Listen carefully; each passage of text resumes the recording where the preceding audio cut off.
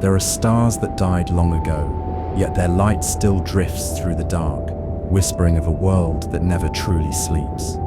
Close your eyes. Beyond the hum of your room, there is a realm woven from song, where mountains breathe, rivers remember, and every shadow has a name. Here, time slows like water in the still of night. The air hums with the pulse of something ancient, something waiting. Let your thoughts fade, and let the story carry you into the gentle dream of Middle-earth. If you enjoy these journeys, please like, share, and subscribe. Tell me where you're listening from, what time it is, and the topics you'd love to explore. Your thoughts may guide our next adventure. The world you're about to wander into was not built from stone or soil, but from sound. In the beginning, before the stars, before time itself, there was only Iaru Iluvatar, the One. And from his thought came music, a vast and living symphony called the Unwind. Each note, each harmony was a thread of creation. And from those harmonies, the world was born. Order, the great sphere that holds both light and shadow within its endless breath. Middle-earth is but one part of this song, a verse within the grand melody.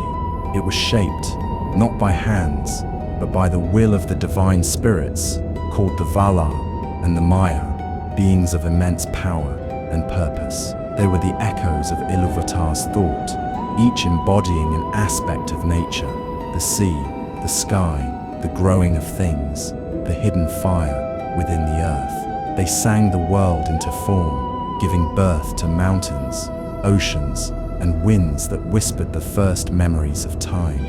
But among them was one whose voice turned against the harmony: Melkor, later known as Morgoth, the first Dark Lord.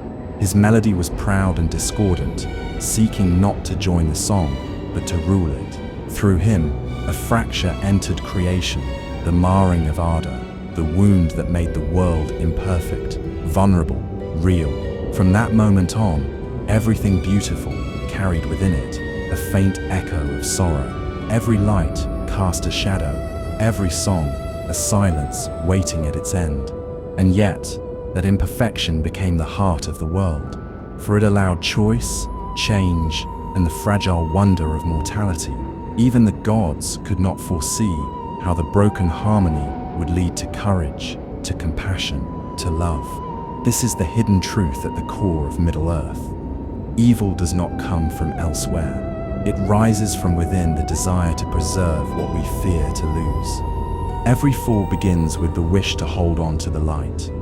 So when you close your eyes tonight and imagine this world, remember, you are not stepping into a tale of good and evil, but into a song still unfolding, a melody of creation, loss, and the quiet beauty of imperfection. Far beyond the mortal shores of Middle-earth lies Valinor, the Undying Lands, a place where time itself slows to listen. It rests in the far west, beyond the bent sea, where the first spirits of the world made their home after the music of creation faded into silence. Here, the air hums with the memory of that song, and every breath feels like the echo of a note that never ended. There is no sun here, no moon, no rising or setting of the day. The light of Valinor comes from two sacred trees, Telperion and Laurelin. Telperion, the elder, shines with a soft silver radiance, like the hush before dawn or the first glimmer of starlight upon water. Lauren, the younger, burns with a warm golden glow, gentle and alive, like a morning that never quite arrives.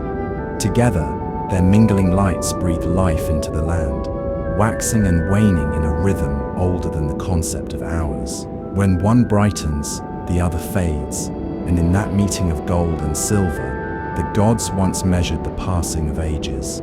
Everything in Valinor gleams with their reflection. The seas of Aman shimmer like molten glass. The mountains of Pelari, tall and pale, stand as silent guardians at the edge of eternity, veiled in drifting mists that catch the twin lights and scatter them into 1,000 soft colors. Beyond those peaks lies the city of Tirion upon Tuna, built on a green hill, its towers carved from white stone, its lamps of crystal filled with light caught from the trees themselves. When night falls upon Middle-earth, the streets of Tirion still sing in the language of the stars, Quenya, the high tongue of the elves, a language that sounds less spoken than remembered. In Valinor, time does not move, it holds its breath. Days do not pass, they unfold like petals, endlessly suspended in the moment before they bloom. To walk through this realm is to feel the weight of stillness, to hear the faint hum of creation still vibrating beneath the earth. This is the first breath of the world, serene, eternal, and filled with the distant music of beginnings that never truly faded. There was once a land in the west of Middle-earth, a vast and living realm called Beleriand. It no longer exists upon the maps of men. The seas have swallowed it, and the waves roll now where forests once whispered and towers reach toward the stars. But in the memory of the elves, Beleria and still breathes, like a dream half remembered, sung softly beneath the surface of the world. The air there was cool and heavy with mist, carrying the scent of rain and the distant roar of the ocean. Rivers like Serene and Narog wound their way through green valleys and ancient woods, their waters singing of lost glory and sorrow. The trees of Doriath shimmered in twilight hues, their leaves silvered by the light of the stars. Across that vast and gentle wilderness rose the hidden cities of the elves, Gondolin, Nargothrond, and the enchanted halls of Menegroth, where stone was carved to resemble living trees and light itself seemed to breathe. The elves did not simply build their homes, they composed them. Each tower was raised in harmony with the rhythm of the heavens. Each gate was inscribed with runes that only moonlight could read, and when the moonlight touched them, ancient melodies stirred in the stone. Every corner of Beleri and was alive with music, not the music of voices, but the deeper harmony of creation, still echoing beneath the world's skin. But harmony cannot remain untouched. When Morgoth, the first Dark Lord, rose again from the shadows, his malice spread like a storm. The rivers grew dark, the forests fell silent, and the bright citadels of the elves became islands of light, besieged by night. Wars burned across the land until, in the final cataclysm, the War of Wrath, the very earth was torn apart. Mountains crumbled, rivers vanished, and the sea rushed in to claim what remained. Now Beleriand lies beneath the waves, a graveyard of stars and stone. Yet to the elves, it is not gone. It endures as a scar beneath the surface of time, a wound that glows faintly whenever they remember. This is the second breath of the world, deep, heavy, echoing from beneath the waters, a remembrance of all that was beautiful and all that was lost. In the heart of Arda lies Middle-earth, the realm between light and shadow, where the brilliance of Valinor has long since faded, leaving only fragments behind. It is a land of memory, of echoes, a world that still carries the scent of the divine, but no longer feels its touch. The gods have withdrawn to the far west, and the immortal elves are departing one by one, leaving humankind to inherit a world growing dim. Middle-earth is the twilight between ages, a bridge of stone and soil that trembles between myth and history. Its great cities and fortresses still stand, though their walls whisper of ages long past. The black tower of Orthanc, cold and unyielding, the white citadel of Minas Tirith, shining like a half-remembered dream beneath the sun, and the deep refuge of Helm's Deep, carved from mountain bone. All are remnants of an older world. Their grandeur is heavy, like the ruins of a song that no one remembers how to sing. Yet, amid the echoes of fallen empires, there remains a small, untouched corner of peace, the Shire. There, hills roll like gentle waves, and round doors open into homes built beneath the earth. The air smells of bread, pipe smoke, and warm rain. Life moves slowly, the world feels safe. It is here, in this quiet simplicity, that the last light of Valinor still flickers, not in grandeur or power, but in kindness, laughter, and the courage of small hearts. Above, the night sky holds the last embers of divine fire. One of them is Eärendil's star, a Silmaril carried across the heavens, a memory of the trees that once lit the world. Another burns unseen, Naya, the ring of fire, held by Gandalf, keeping alive the spark of hope even in the coldest dark. And in the eyes of the last elves who still walk these lands, the same ancient light shimmers, faint now, as if the stars themselves are weeping into their reflection. Middle-earth is the third breath of the world, warm, mortal, and sorrowful. It is the moment before dawn when the dream begins to fade, when myth gives way to memory, and the immortal becomes a story told by those who still remember how to dream. The elves do not age, they do not die by time's hand. They walk through the unfolding ages of the world as memory made flesh, witnesses to both its beauty and its sorrow. Every step they take, every home they build, is a kind of song. Their cities shimmer like music frozen in stone and light. To them, beauty is not an ornament, but a purpose, something worth bleeding for, worth losing everything for. Yet their immortality is both blessing and curse. The world changes around them, seasons rise and fall, but the elves remain, enduring while all else fades. They are the memory of the world, radiant, mournful, unending. Before the dawn of the sun, beneath a sky lit only by starlight, the first children of the world awakened beside a quiet lake. They were called the Quendi, the elves, and they opened their eyes to a world still new, still humming with the last echoes of creation. The stars reflected in their gaze, and from that moment onward, they carried the light of the heavens within them. Deep within the bones of the earth dwell another kind of creation, the dwarves, children of stone, carved by the hands of Ola, a Valar who loved the craft of making. They were not part of Iluvatar's first song, and for that, they were born out of turn, shaped from stubborn will and the longing of a maker to see his work live. Yet Iluvatar took pity and breathed true life into them. The elves seek eternity through beauty, the dwarves through substance. The dwarves are hard and proud, their hearts beating with the rhythm of the forge. They dwell in great halls beneath mountains, where pillars rise like forests of marble and gold. To them, light is not the gentle starlight of the elves, but the fire of molten metal, the gleam of polished stone. They measure the worth of the world in endurance, in that which does not wither or yield. One preserves the song of the stars, the other keeps the strength of the earth. Together, they form the twin pillars of creation's longing, two reflections of the same desire, to resist the passing of time, and to find in permanence some echo of the divine. When the first light of the sun rose upon the world, another race awakened, the Edain, the race of men.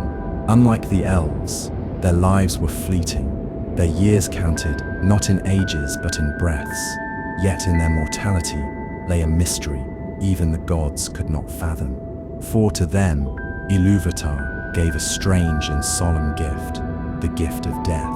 While the elves were bound forever to the circles of the world, the souls of men were set free when their bodies faded. None, not even the Valar, know where they go. Some say beyond the walls of the world, to a place only Iluvatar sees. And so, men became the brief, burning flame amid the stars, fragile, but alive in a way the deathless could never be. The Valar called them restless, and indeed they were. In their short lives they built, dreamed, and destroyed more swiftly than any other. Their hearts carried both wonder and fear, wonder for the beauty around them, and fear for the moment when all beauty would be lost.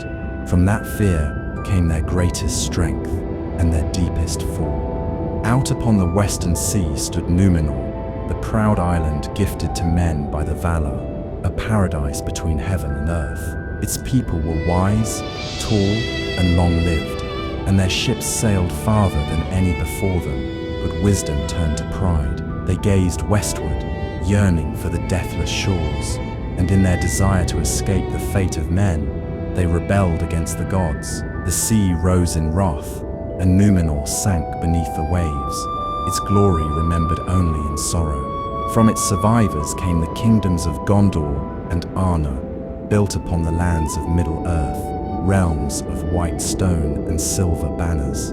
There, men no longer sought eternity, but meaning, and in the rolling plains of Rohan, riders lived and died with laughter and song, measuring life not by its length, but by its fire. For men, every day is a miracle. They know the end will come, yet they plant, they love, they fight. They are the embodiment of time accepted, brief as candlelight, yet shining bright enough to leave warmth in the dark. Before the shaping of the world was complete, there were born the Maya, lesser spirits of the same divine flame that gave life to the Valar. They were not gods, but echoes of the sacred thought, each bound to a purpose within the great design. Some tended the winds and waters, some guarded the growing things of the earth, and others served as messengers between realms. They were radiant beings, neither wholly seen nor understood. Yet even among them, light and darkness stood perilously close, divided by nothing more than a breath, a single thought turned inward. Among the faithful were Onwe, banner-bearer of the West, and Melian, whose song could lull entire forests into dream. But there were those who strayed. Sauron, once a Maya of craftsmanship and order, fell to the shadow of pride. His desire to perfect creation turned to a hunger to control it. In him, Tolkien revealed the terrible paradox of power, that even the brightest fire, when caged, becomes consuming flame. In later ages, 5 Maya were sent into Middle-earth in the guise of old men, the Astari, the wizards. They came not as rulers, but as guides. Gandalf, the Grey Pilgrim, carried the secret flame of hope, tending it quietly wherever fear had taken root. Saruman, the White, was wise beyond measure, yet his thirst for mastery drew him toward ruin. Radagast, the Brown, turned from men and kings to speak with birds and trees, hearing truths others had forgotten. Together, they were meant to stir hearts, not armies, for the light they bore was meant to awaken, not command. But even as light took form, so did its reflection. The orcs, once fair elves, were broken and reshaped by Melkor, mockeries of beauty, stripped of song and soul. The trolls were twisted imitations of the Ents, hollow bodies without spirit, and the Nazgul, 9 mortal kings, ensnared by rings of power, became shadows bound to their master's will, voices fading into the hiss of eternal servitude. These beings stand as grim reminders. Darkness cannot create, it can only corrupt. The more one strives to become godlike, the further one drifts from the divine. For in Tolkien's world, the fall is not born from hatred, but from the desperate wish to hold the light too tightly. In the world of Arda, time does not flow like a river, it drifts like a song. Each note stretches into eternity, woven from light and memory, echoing across the ages. The past does not vanish here, it hums quietly beneath the surface of all things, waiting for those who still remember how to listen. In Valinor, time stands still. Every moment there is perfect, untouched. Each breath a reflection of eternity. The light never wanes, the air never cools, and nothing truly ends. But in Middle-earth, time unravels. Days fade into years, and years into legend. Memories become stories, stories turn to myth, and myths are forgotten, yet the essence of them lingers, like the afterglow of a star that has already died. The history of Arda moves not in straight lines, but in long breathing cycles, each age a great exhalation of the world, the music of the Ainu, the first creation, when the world was sung into being, the marring of ardor, the first discord, as Melkor's pride sowed shadow into the harmony, the war of wrath, the cataclysm that ended the first age, shattering land and sky alike, the downfall of Numenor, when men rose in rebellion, seeking immortality, and the sea swallowed their pride, the War of the Ring, the final echo of myth, when the light retreated and the age of men began. Each age leaves behind the ashes of what it once was. Mountains shift, oceans rise, and even the stars move to new songs. Yet through it all, the heart of Ardor continues to beat. Time in this world is not a curse, but a test of the soul. Those who cling to eternity become trapped within it, unable to change. Those who accept loss find renewal, transformed by the very act of letting go. The fading of light is not an ending, but a lesson, for only when the light wanes do we learn how to walk in darkness, how to carry within us a smaller, humbler flame.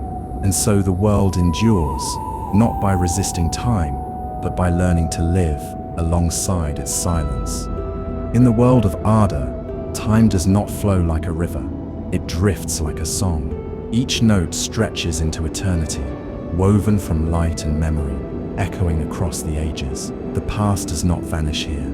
It hums quietly beneath the surface of all things, waiting for those who still remember how to listen. In Valinor, time stands still. Every moment there is perfect, untouched. Each breath a reflection of eternity. The light never wanes, the air never cools, and nothing truly ends. But in Middle-earth, time unravels. Days fade into years, and years into legend. Memories become stories, stories turn to myth, and myths are forgotten. Yet the essence of them lingers, like the afterglow of a star that has already died. The history of Ardor moves not in straight lines, but in long breathing cycles.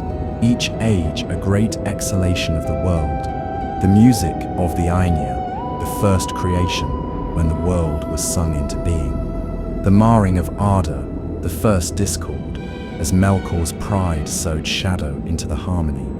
The war of wrath, the cataclysm that ended the first age, shattering land and sky alike.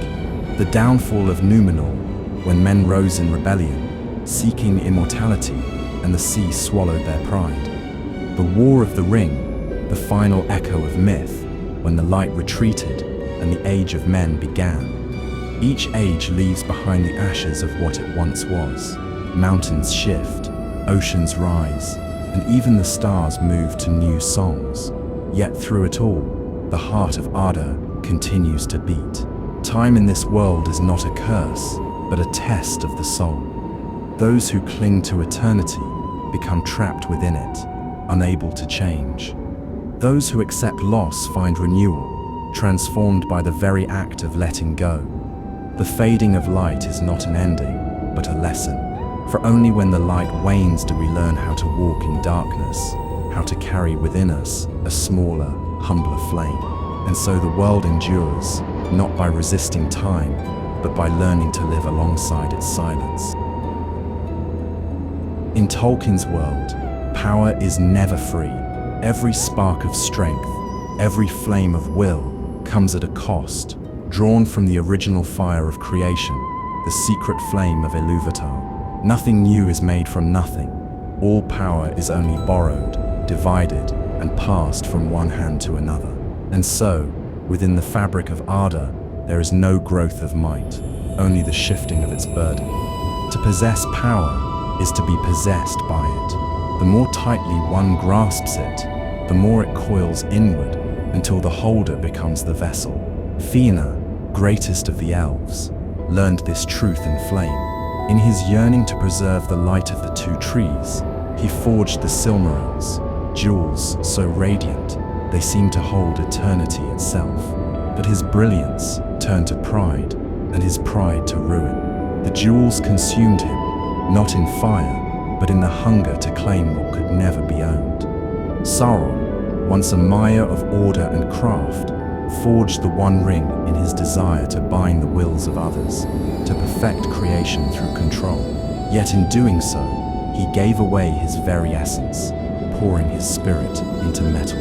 When the ring was destroyed, his form unraveled, not slain by sword or flame, but by the hollowing of his own being. Even Saruman, the White Wizard, fell to the same illusion. He believed wisdom could be hoarded, that knowledge itself was a throne to ascend. But the more he tried to rule through voice and will, the more his voice faltered. His words became a cage of echoes, filled only with the sound of his own ambition. This is the paradox that governs all of Middle-earth. The more one clings, the more one loses. The more one gives, the greater one becomes. Gandalf and Galadriel understood this. When tempted by the ring, they refused, not out of weakness, but out of strength. For in Tolkien's world, the truest power lies not in dominion, but in restraint. To reject power is to remain whole. To let it pass through you, unclaimed, is to stand nearer to the divine. In Tolkien's world, nothing ever truly dies. It only changes its shape. Every ending is a veil drawn aside, revealing another beginning beneath. Arda does not perish. It transforms, quietly shedding its skin, so that something new may breathe in its place. When the two trees of Valinor were destroyed, and their light extinguished, that light did not vanish. It was reborn in the sun and the moon, gentler reflections for a world now touched by shadow. When Beleriand sank beneath the waves, Middle-earth rose in its stead, a living memory shaped from the fragments of the drowned land. When the elves began their long departure toward the west, the race of men stepped forward to speak and shape the world with their own voices. So it has always been. The rhythm of creation in Tolkien Sip's universe is not linear, but cyclical, a long, patient breathing of the divine. Creation, fall, loss, redemption, rebirth. Each cycle carries within it both sorrow and grace. The trees fell, yet their light endured in the Silmarils, jewels that burned with the ache of remembrance. Númenor was swallowed by the sea, but from its survivors rose Gondor, proud and steadfast beneath the shadow of Mordor. The One Ring was unmade, and though magic dimmed, the world was freed, not destroyed, but released from the bonds of its own myth. This is the secret pattern of Arda. Destruction is never the final note, only the pause before a softer melody begins. The world renews itself, not through triumph, but through surrender, by allowing what was once radiant to fade, so that new light may find its way. And through every silence, through every ruin and dawn, the will of Ilúvatar endures, weaving new harmonies through the broken chords of existence. His music never ceases. It only slows, deepens, becomes the quiet pulse beneath all things. Now imagine everything you know dissolving into ash, the sky, the earth, even the sound of your own breath. And in that stillness, a faint new song begins. Soft, fragile, eternal, the lullaby of a world forever, learning how to begin again. Tolkien's world is not only a myth, it is a mirror. Beneath its mountains and forests, he hides a reflection of our own civilization, a slow forgetting of nature, a quiet betrayal of the sacred bond between humanity and the world that sustains it. Once, in Valinor and Beleriand, even the trees and rivers had voices. The land itself was alive, not a resource, but a companion. Every leaf carried memory, every stream hummed with the music of the Ainur. But as ages passed, the world grew quieter. Humanity began to build, to forge, to burn. The song of creation was replaced by the sound of hammers and the hunger for dominion. The One Ring became the perfect symbol of this transformation, the embodiment of industrialized power. It promises control, mastery, and the bending of all things to one's will. Yet, in doing so, it consumes the soul of the bearer. To use it is to be hollowed out, to lose the music that once lived inside. Tolkien foresaw in The Ring what we now see in machines, empires, and cities, the illusion of strength that demands the sacrifice of wonder. Saruman stands as the prophet of that downfall, a mind once pure, seduced by knowledge without humility. He turns the green valley of Isengard into a furnace of iron and ash, believing he can perfect creation through force. But his greatest error is not arrogance alone, it is deafness. In his pursuit of mastery, he can no longer hear the whispering of trees, the lament of rivers, or the gentle counsel of the wind. Tolkien does not condemn knowledge or progress. His warning is gentler, more sorrowful. He asks us to remember that true power lies not in control, but in communion. That wisdom without reverence turns light into smoke. So, when we look upon the ring, we are not seeing a relic of fantasy, we are seeing a reflection of our own hands.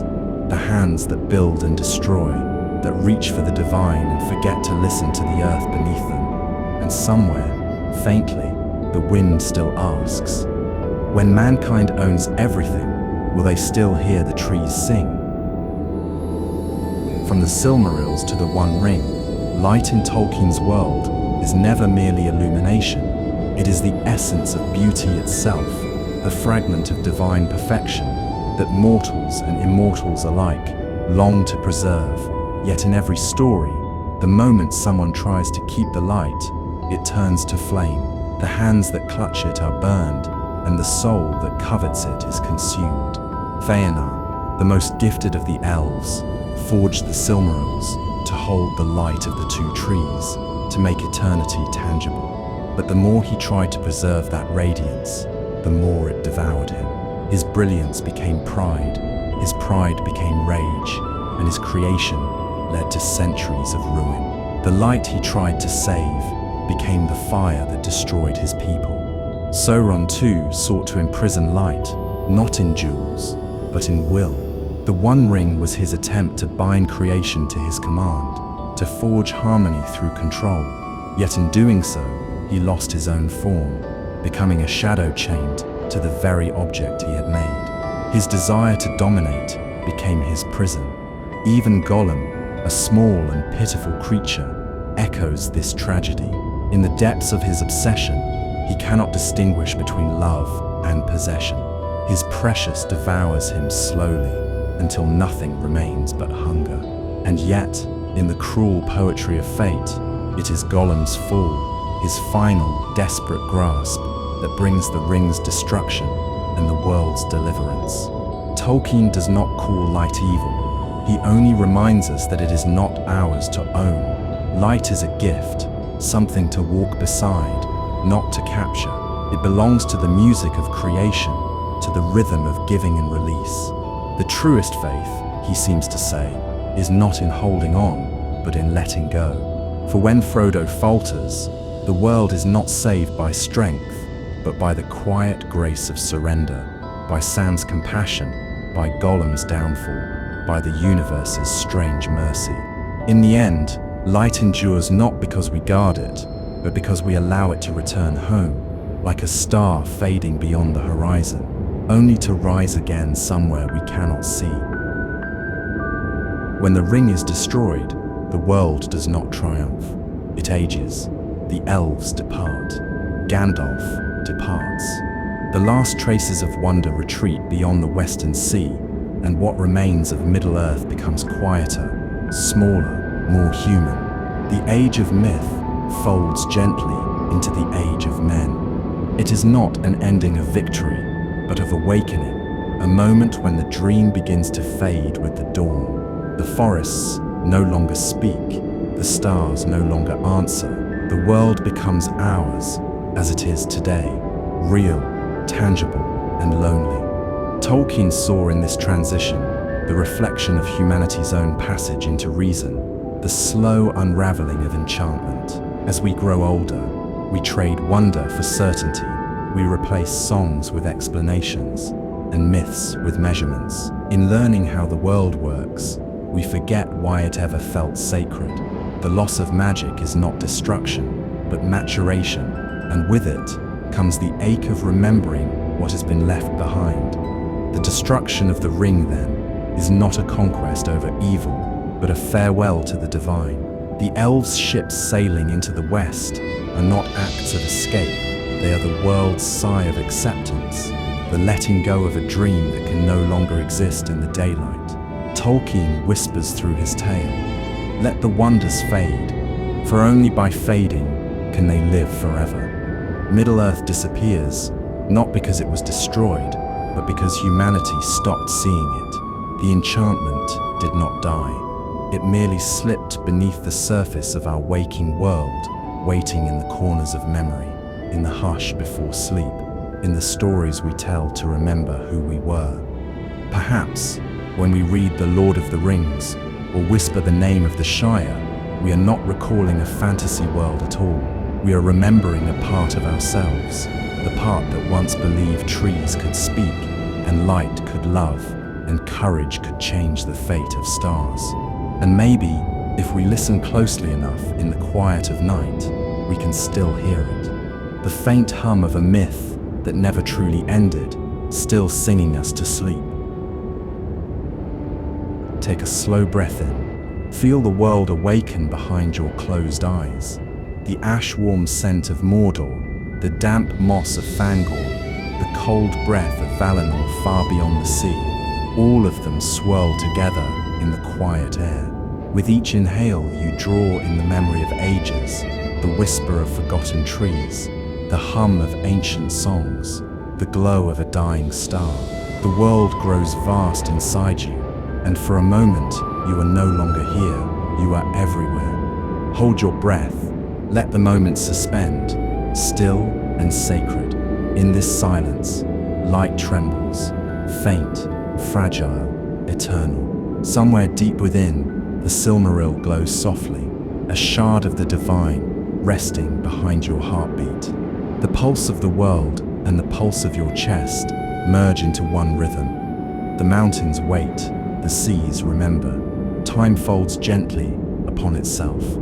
Here, in this breath, you are standing between the dawn of creation and the dusk of all things, where sound becomes memory and memory becomes light. Do not rush. The universe has never been in a hurry. It sings in circles, not lines. You are listening to that song now, the same melody that once wove the stars into being. Every inhale, every heartbeat is another note in Iluvatar's great symphony. You are part of the world's remembering, the quiet witness of all that was, all that is, and all that will fade. And now, breathe out. Let go of the weight of ages. Let go of the need to hold anything, power, light, sorrow, even hope. Watch as every ambition turns to smoke, drifting softly into the night air. The One Ring crumbles to dust. The Silmaril returns its light to the sky. The ships of the elves fade beyond the horizon. What remains is not emptiness, but stillness, the peace of knowing that nothing truly leaves. Exhale completely. With your breath, release the noise of thought, the struggle of meaning, the ache of memory. The world exhales with you. Mountains sigh, rivers rest, stars dim into the black. What you release does not vanish. It becomes song. Every fear, every desire dissolves into the same melody that once created the world. You are not separate from Middle-earth. You are its echo. You are the hush before dawn, the light caught in a single drop of water, the story the wind keeps retelling. Now, let yourself drift. The fire of Mordor cools into ember. The forests of Fangorn hum their slow green hymn, and in the farthest distance, the white shores of Valinor shimmer, silent, waiting. Stay there, in that stillness. Breathe once more, softly. You are home, within the dream, within the music, within the fading light. And as the world sleeps, it sings your name.